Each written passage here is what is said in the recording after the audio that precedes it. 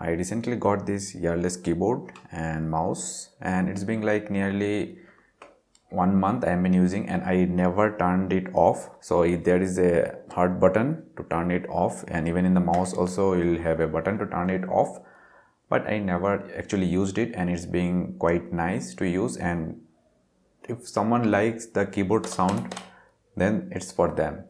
But if you want a mouse or a keyboard that is totally silent, then this is not the one. So even the mouse gives the feedback. So the whole set is like, including the mouse and the keyboard, it is 2100 rupees, nearly $30. So I'll put the link in the description below. I brought it from Amazon. It's quite nice. So if you go by the documentation, it's written 18 months battery life, but I'm not sure how long it will last, but it's very good. I will suggest to everyone who is working from home to get a keyboard and a mouse so that it becomes seamless to work with laptops or any desktop. With all that being said, let's jump into what is REST API. So in REST API, mainly we use 4 methods: get, post, put, delete and patch, among which 2 are extensively used. One is the get and another is post. So get is used to fetch the data and post is used to create the data. So once we create the data using post, we get it using, or we fetch it using get method, and later on we can modify it using put or patch method, and even we can delete that record using delete method. So delete will actually invoke that method, but actually we should not delete the data or hard delete it from the database. We should make it as a soft delete, like deleted boolean 1 or 0. So I just Google online form example, and we can open web form example. So this is one of the example I have found to test post method. So you will just click inspect, and I will just click create an account. If we go to network, we don't have anything. Let me clear it and then just enter some random value. And here, instead of all, I will just filter it using XHR so that we can see only the get and the post request or any put or delete request. I am using this to show actually how post works. So once I agree and create it, we can see a new method or the new URL is being called. So this is like account create /new, and this is the post method, and it returned successful. Okay, even it will have response.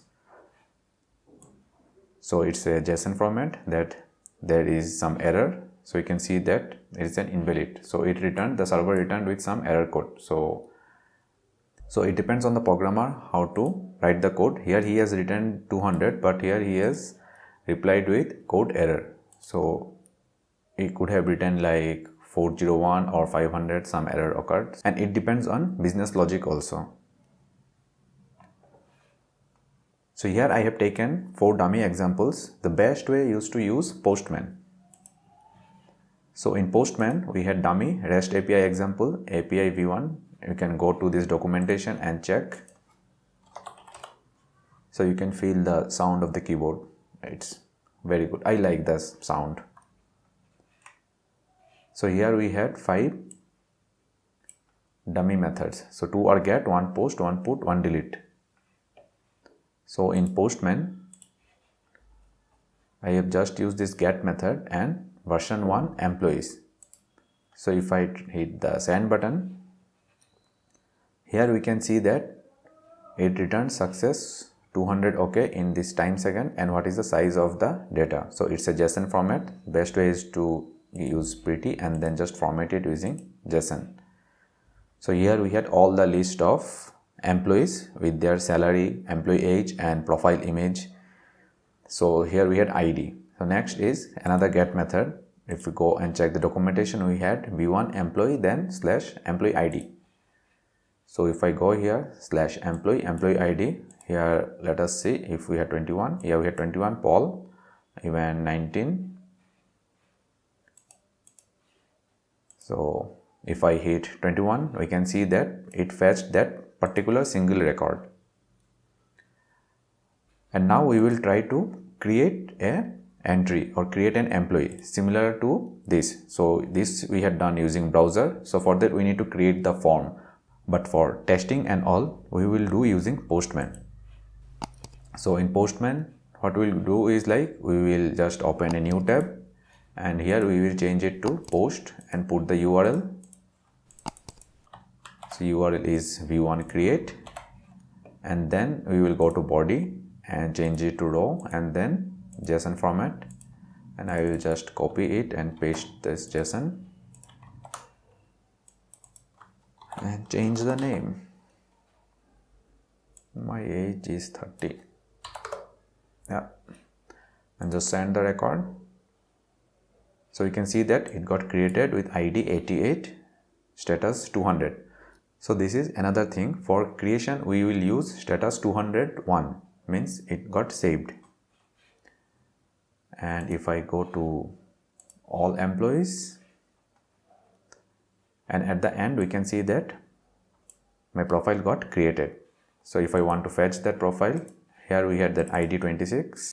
So now we have created it. What we will do is like we will go and edit this record. So instead of age 30, I will put it as age 32. So for that, similarly we will use put method and we will pass the ID. So here ID is 88, but it will not work since this application is not developed by us. So what we will do is like we will update the ID 8, where employee name is Rona Davidson. So I will just go and pick this ID and just change it to Paul, age 23. Let's send it, and if we use pretty, so you can see that it got updated, status success. So if I go and hit it again, or even we can check it here using 8,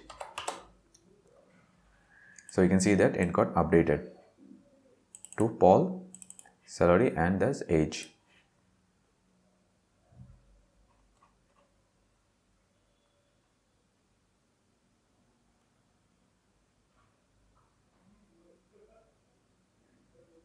Yeah, it got updated. So now we will delete the same record. So it is ID 8. So in order to delete, what we will do is like we will change it to delete, and then we will just give the dummy URL path version 1, then space delete and 36. So in ideal scenario, it will not be written as delete, it will be written as employee. And here the method will define like whether to delete it or not. And then if we send it, we can see that it returned successfully deleted the record. And if we go and try to fetch it,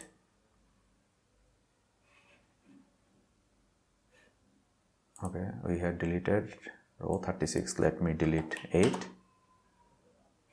Successfully deleted. Yeah, we can see that there is no record found.